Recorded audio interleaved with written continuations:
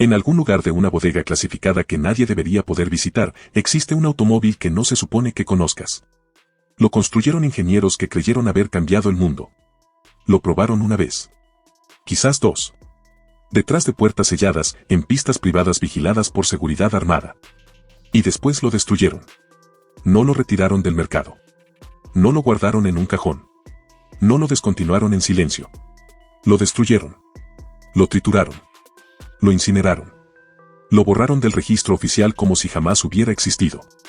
¿Por qué gastaría un fabricante de automóviles millones de dólares construyendo un vehículo para luego aplastarlo antes de que alguien pudiera manejarlo? Las respuestas son más inquietantes de lo que imaginas. Algunos de estos autos eran demasiado rápidos. Otros demasiado eficientes. Algunos amenazaban a las industrias equivocadas, ofendían a los gobiernos equivocados, o revelaban tecnologías que gente muy poderosa prefería mantener en silencio. Y algunos fueron destruidos por razones que los ingenieros que los construyeron todavía se niegan a discutir. Hoy entramos a los 8 prototipos más peligrosos, más suprimidos y más misteriosos de la historia automotriz. Autos que fueron construidos, probados y eliminados antes de que el público tuviera la menor oportunidad de ver lo que podían hacer. Estos son los autos prohibidos que los fabricantes tenían miedo de mostrar. Empecemos. Número 8. El Tucker 48, el auto que puso nerviosa a toda Detroit. Antes de llegar a los autos destruidos en secreto, comenzamos con uno que fue destruido en público. Porque su historia es el molde original de todo lo que vino después.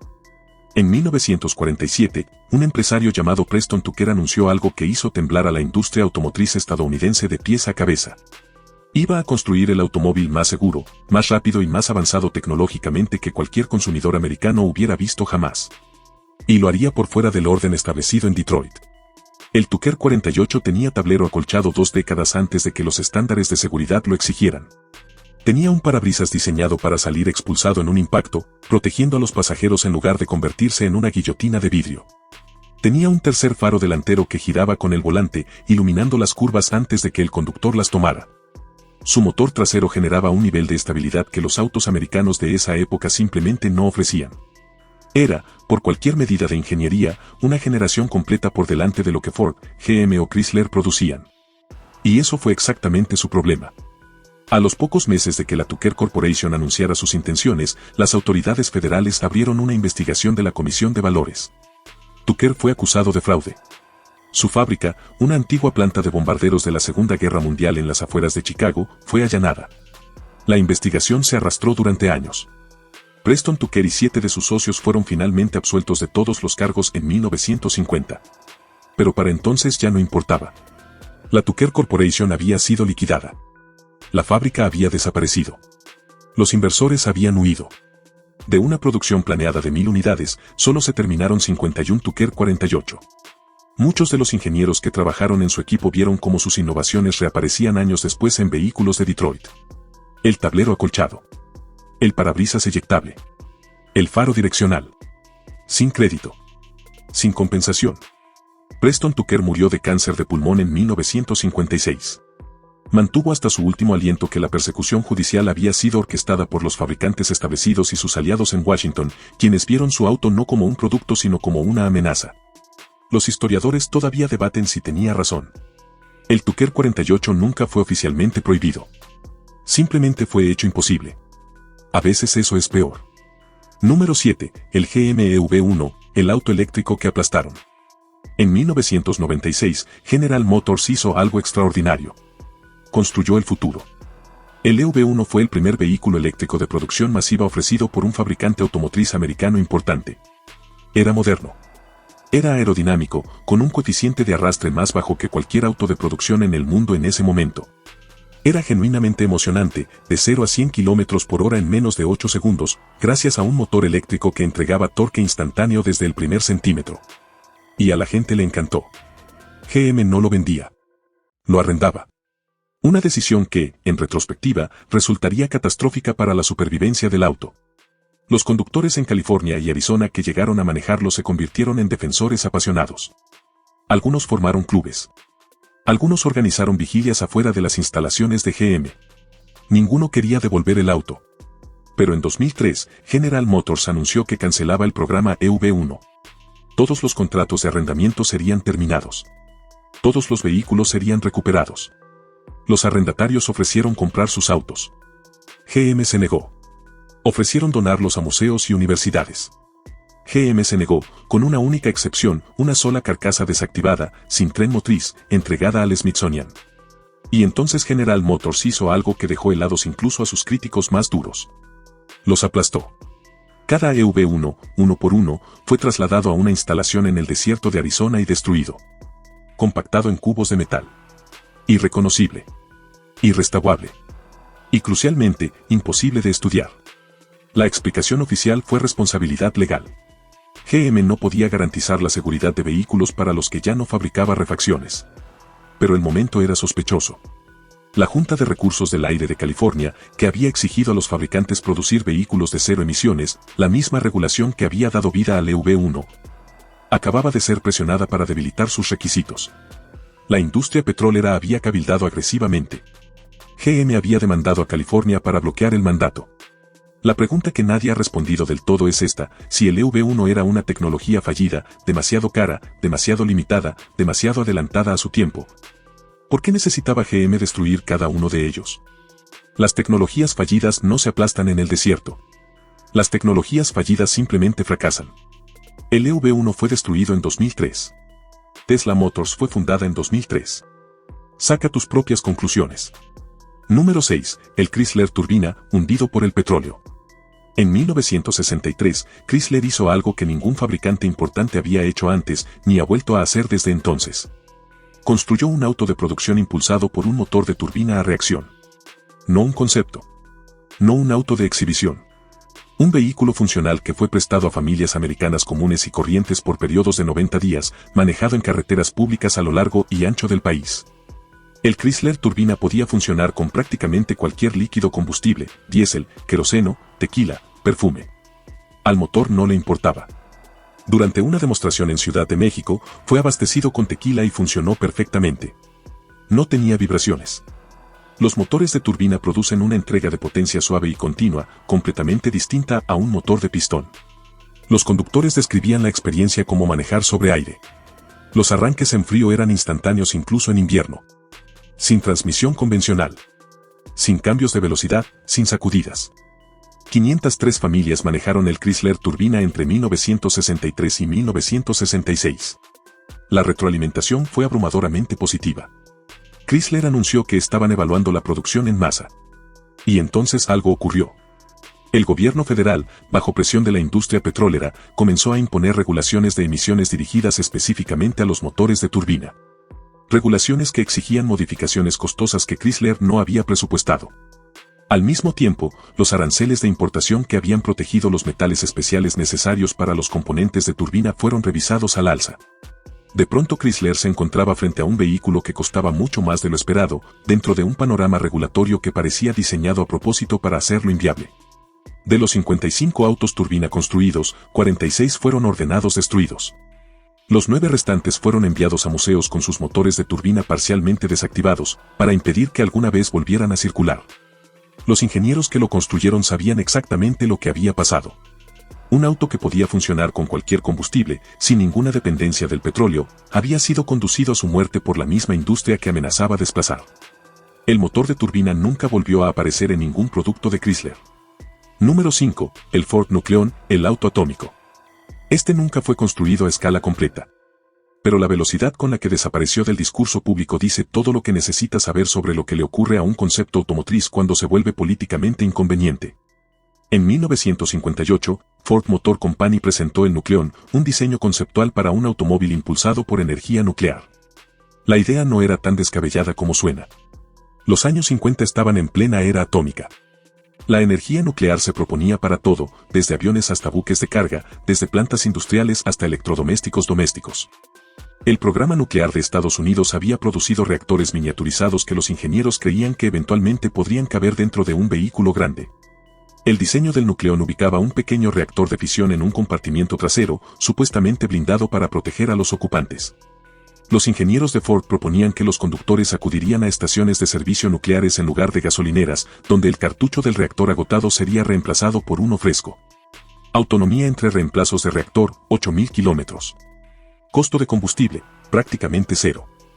Ford invirtió recursos significativos en estudios de ingeniería, pruebas aerodinámicas e investigación de materiales para el programa Nucleón. Y entonces, casi de la noche a la mañana, desapareció. No se anunció ninguna cancelación oficial. Ninguna conferencia de prensa.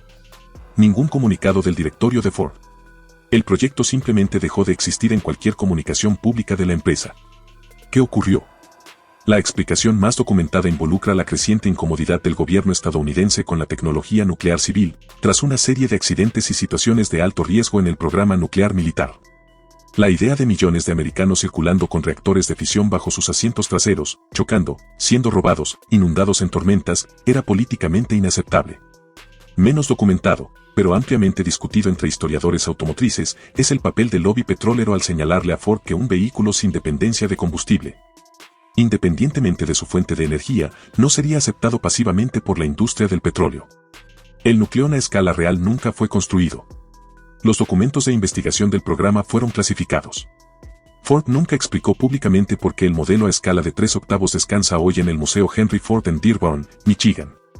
Puedes visitarlo. Puedes fotografiarlo. Puedes leer la placa informativa. Pero esa placa no menciona por qué nunca se convirtió en un auto real. Número 4. El Volkswagen 1L, suprimido por la industria. 1 litro. Eso era lo que consumía este automóvil para recorrer 100 kilómetros. No 10 litros. No 5. 1. En una era en que el promedio de un auto familiar europeo consumía entre 7 y 9 litros por cada 100 kilómetros, Volkswagen había construido un vehículo que era, por cualquier medida racional, el automóvil más eficiente en combustible de la historia. Ferdinand Piëch, presidente de Volkswagen, manejó él mismo el auto 1L en 2002, desde Wolfsburg hasta Hamburgo, un recorrido de ida y vuelta de 230 kilómetros, usando un total de 2 litros y 300 mililitros de diésel.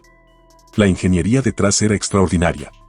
La carrocería era de magnesio y fibra de carbono, con un peso total de apenas 290 kilogramos, menos de un tercio del peso de un auto normal. El motor era de un solo cilindro diésel, produciendo tan solo 8,5 caballos de fuerza, menos que un tractor de jardín. Pero la aerodinámica era tan avanzada, tan perfectamente calibrada para reducir la fricción, que esos 8,5 caballos bastaban para cruzar a 120 km por hora en autopista. Volkswagen anunció que el auto entraría en producción limitada para 2010. Llegó 2010 y pasó sin que nada ocurriera. Una versión fuertemente modificada, ahora con motor de 2 cilindros, ahora con considerablemente más peso, ahora consumiendo 9 décimas de litro por cada 100 kilómetros en lugar de 1. Fue finalmente lanzada como el XL1 en 2013, en una tirada limitada de 250 unidades, a un precio de 111.000 euros. 250 autos. 111.000 euros cada uno. No disponible en Estados Unidos. No disponible en la mayor parte del mundo. Los ingenieros que construyeron el auto 1L original le dieron a Volkswagen la capacidad de producir un vehículo que habría convertido en obsoleto el consumo convencional de combustible. Ese vehículo nunca fue puesto al alcance de la gente común. El ahorro de combustible que habría generado a escala, multiplicado por millones de conductores, el ingreso petrolero que habría desplazado, se calculaba en cientos de miles de millones de dólares anuales. Tú decides lo que hacer con eso.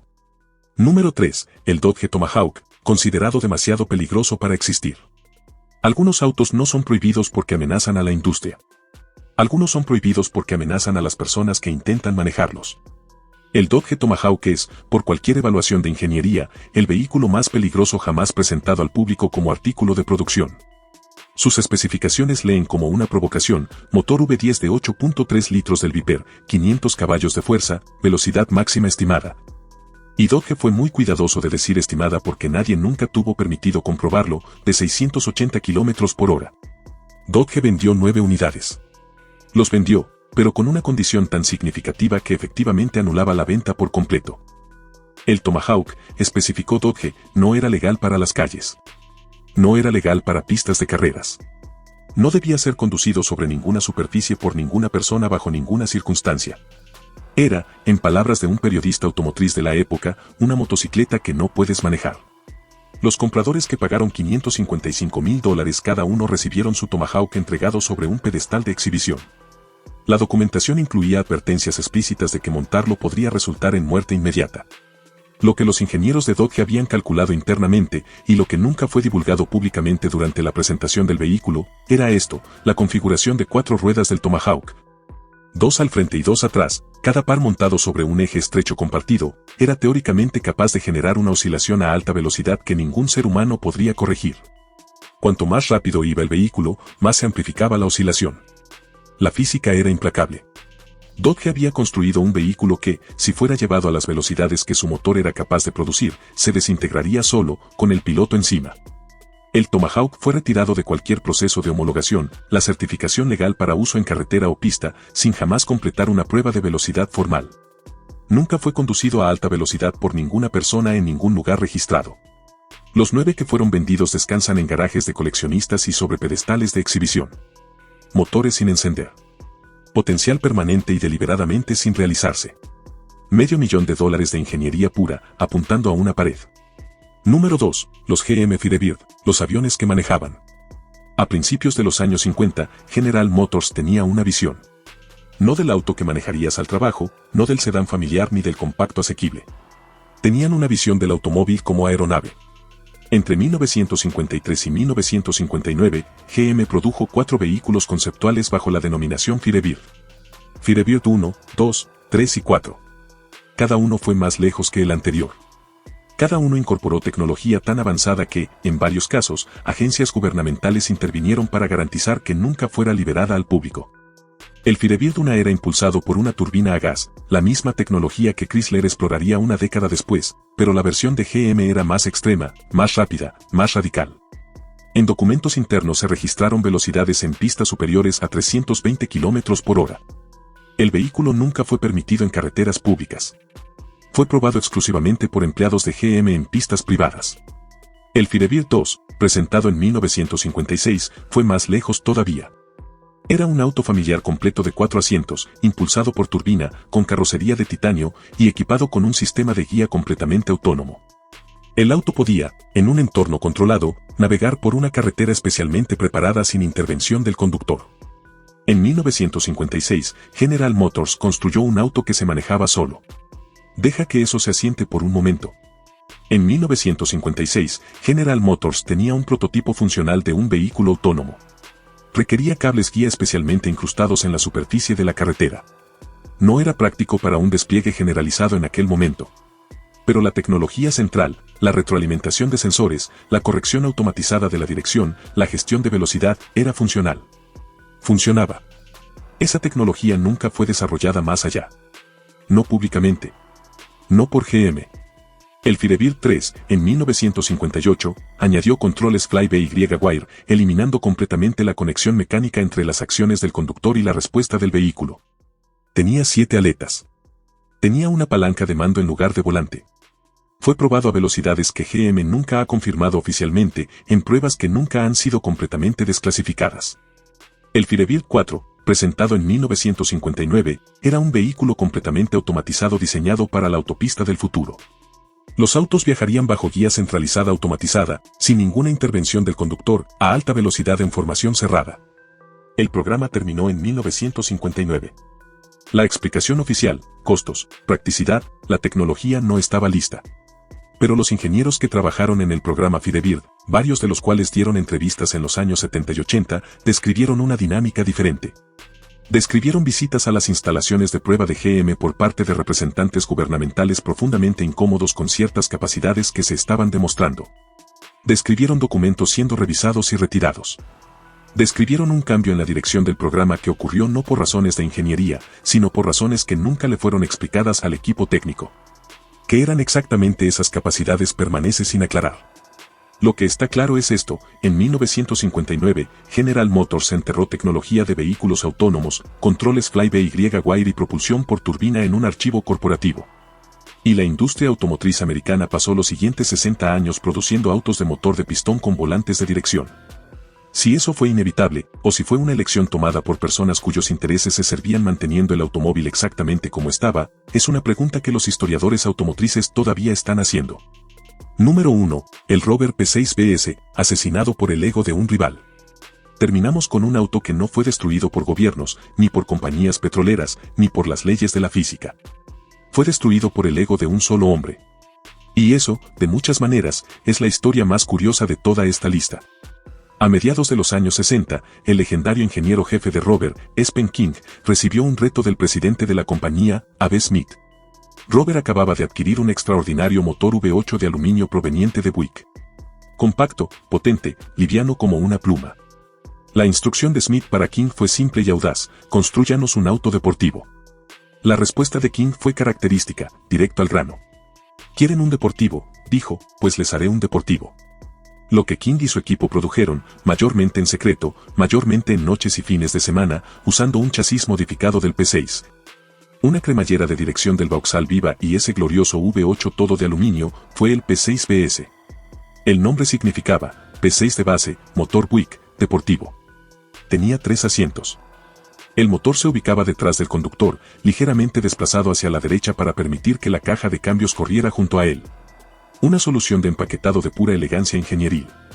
La carrocería, diseñada por el propio King porque el departamento de diseño estaba demasiado ocupado, era bruta y funcional y tenía un aspecto más rápido que cualquier cosa que Rover hubiera producido jamás. Pesaba 1270 kilogramos. Hacía el 0 a 100 en 7 segundos. Su velocidad máxima era de 225 km por hora, equiparable al Ferrari Dino de la misma época. Las pruebas se realizaron bajo estricto secreto. Las pasadas en la pista de pruebas ocurrían de noche y en fines de semana, cuando había menos ojos mirando. Y cuando el auto fue finalmente mostrado a periodistas, cuando la revista Motor Magazine recibió una prueba de manejo exclusiva, la respuesta fue inequívoca.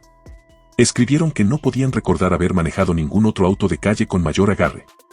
Autocar fue igual de directo, escribiendo que sería difícil contener la demanda que inevitablemente seguiría a su presentación. En 1968, Rover fue absorbida por British Leyland Motor Corporation, un conglomerado tan grande y tan mal administrado que eventualmente requeriría un rescate gubernamental para sobrevivir. Y dentro de ese conglomerado estaba Jaguar. Y Jaguar tenía un fundador.